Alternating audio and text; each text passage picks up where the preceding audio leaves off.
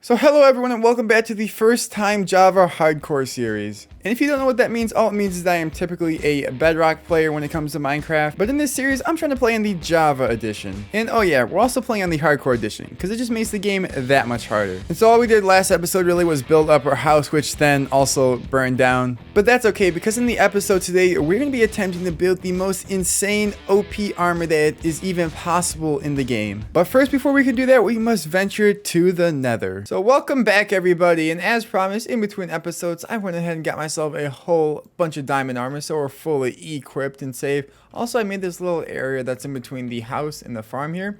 I made this just look a lot of bit nicer. As promised last episode, I said we were going to the Nether, and so guess what? That is what we're about to do. I am stacked and I am ready, and I am a little bit nervous about it. This is probably the most difficult part. Is going to be going in here. Okay, I like the spawn though. That's a good spawn. I will be honest, this looks like deceptively safe. See, I hate the Nether because it's like, you know, where do you go? Oh, that's no good. Why am I burning? I'm not even in the lava. Chill out, chill out. We're gonna stay here for a second actually. So man, I wasn't even recording. Right down there is right where we were just getting burned at. I walk around the corner and boom. Giant Nether fortress right here. We are so lucky. A terrible fortress. Let's go. All right, let's get to exploring. I think these are the same as Bedrock. I don't think there's much of a difference. Here blaze. That's a good thing. Yep, here they are. Here they are. Oh, let's go. Shield blocks to blaze. That's pretty good. That's pretty OP. How many we get? 2 blaze rods. Let's go. 2 for 2. That is amazing. I think I'm gonna sit here and just farm up me some blaze. What am I saying? I don't know. I'm just gonna sit here and farm up some blazes. And so then after getting bullied by the blaze for a little bit, I managed to get myself around 15 blaze rods. I decided it was time to pack up and head back home. Or so I thought, because about 5 minutes later, I was back in the Nether trying to mine for some Netherite. And so if you guys don't know how this works, it is very simple. I'll show you. So we're at white level 11. All we're gonna do is place down a bed over there. And if you didn't know, beds explode in the Nether. So all we have to do is make sure that we are far away. We're going to crouch with the shield. And all we got to do is do that. And boom, it blows up a big area. And there's a good chance that you find ancient debris down here. So I'm going to go ahead and do this probably for maybe an hour or two. It depends how much we get.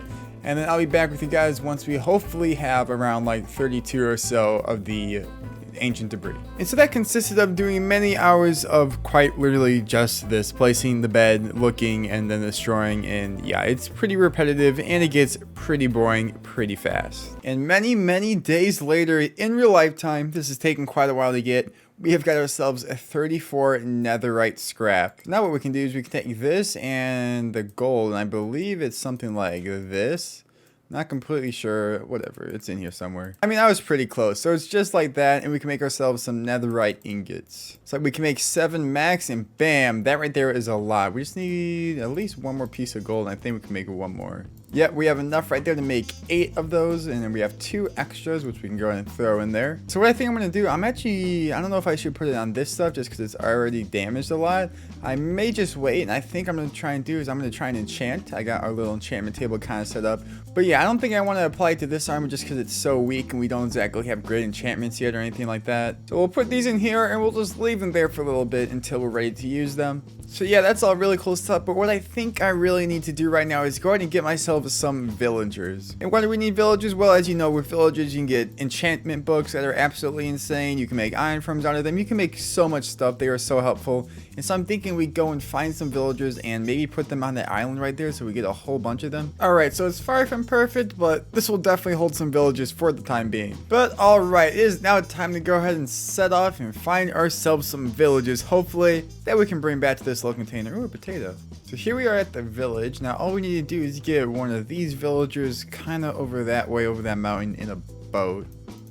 Hey, yo, let's go. Alright, you're coming with me. And into the ocean we go. Let's go. Now I just gotta go that away quite a ways. And alright, Mr. Villager, welcome to your forever home. And there you are, you're free. Well, not really, quite the opposite actually, but you have some fun in here. I'm gonna go ahead and get you a buddy real quick. And alright, so a little while later, we now have 2 of our buddies in here. And now in order to get these guys to make a whole bunch more villagers, what we're gonna do is we're gonna plant a bunch of crops and get ourselves a bunch of beds in here. But unfortunately, I just blew up every single one of my beds I had in the Nether. So I guess it's a hunt to go find some more sheep again. So now that we have more wool, let me explain to you how these villagers are going to work. So what we do is we want these 2 villagers to make a whole bunch more villagers, right? Well, if we want villagers to make more villagers, what do they need first? They need some food. So I'm sure you're saying, well, it's planted in the ground. Well, what we can do is place down these composters. And as you see, the villagers will go towards them and become farmer villagers themselves. And so what will happen when these crops grow is that these guys will harvest it themselves and then they will store it in their inventories. But now remember, that was only step 1. In order for them to make more villagers, they will only make the number of villagers as there are a number of beds. As you'll see, when we place down a bed, the villager will turn green and sink to this bed.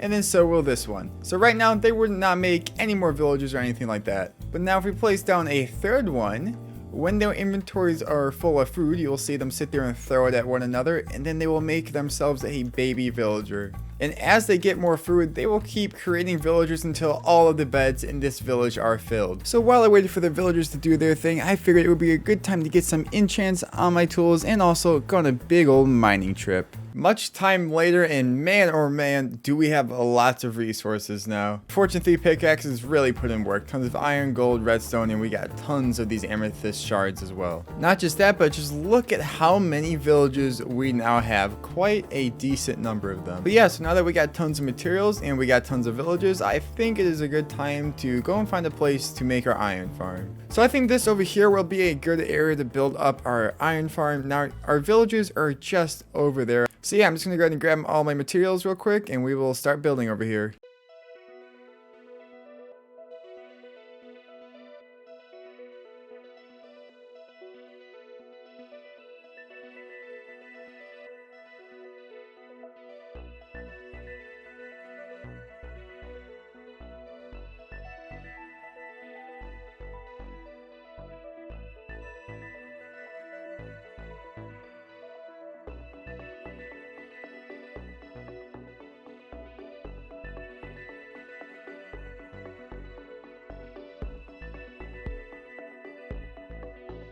Alrighty, so we have all of our little villager chambers built up. In each one of these chambers, we need to put ourselves 3 villagers as well as 3 beds. We just need to grab ourselves a villager really fast if he would just get in that boat already. There we go, hop in this boat.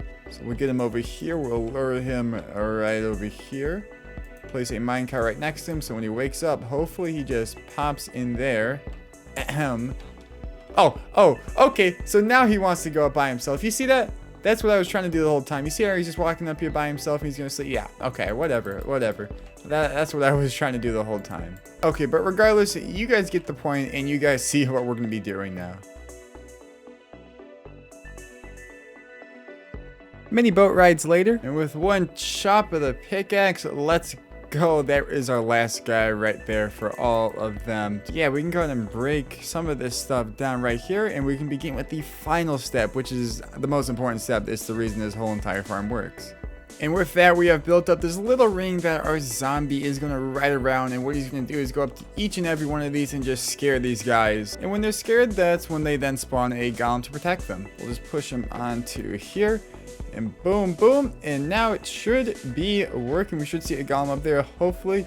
If not this time, it should be the next one at the very least.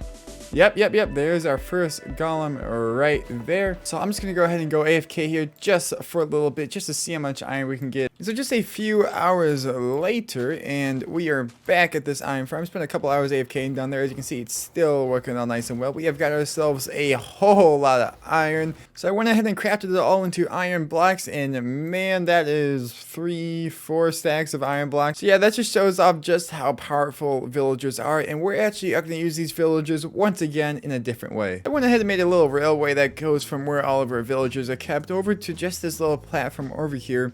And that's because I want to make a giant place where I can trade with all these villagers for all the good books and everything. Essentially, if I want to be able to make myself a really good set of armor, then I need tons of villagers and I need all their books. Again, I don't know if this is 100% going to work, but from the examples I saw, they did something very similar to this. So we can just break that, and then hopefully he should fall straight down like that. Perfect. Now he shouldn't be able to escape. I'm pretty sure the trapdoor keeps him in. So then now what we can do is we can put our little lectern right here, and then yep, he gets assigned to that, and now we can trade with him, I'm pretty sure. Oh, okay, let's go. So we got ourselves a mending book right here.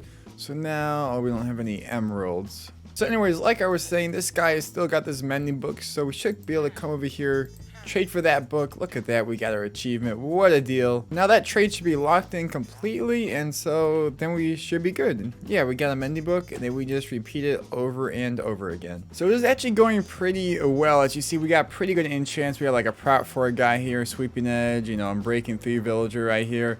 And what I did is I made this little chamber. I know they're all zombie villagers, but that is perfectly fine. And yeah, look at this. Now watch this. I made this myself, and now we can push all of these guys right back up. Then take these splash potions of weakness. I think if we throw it here, we should be able to get all of them right there. So we should heal this guy, this guy, this guy, and not that guy. Around like here. And that might have been enough to get them. This guy, and that guy. Awesome. So as you see, all these guys are now being converted back, and when they come back, their price is going to be so low. Oh, what do you know? There it goes. That first guy just went over, and yep, we got zombie dot just like that. Okay, so mending originally it was like 11 or 12 emeralds for 1 book. Now it's literally 1 emerald for a book. That is an insane price. We're gonna get, I mean, as many of these as we can. But yeah, like I said, we just got a bunch more hours of this until we can have ourselves some pretty OP armor. And so we have finally managed to craft the most insane set of armor and tools, all in full netherite. I mean, look at us. We just are insane. We could not be stopped right now. It's all thanks to these lovely villager boys. Yeah, that's all I really have for today. Make sure you guys tune in next time when hopefully we can take on the Ender Dragon. But like always, thanks for watching. Make sure you like, subscribe, comment. I'll see you all in the next one. Peace out, everybody!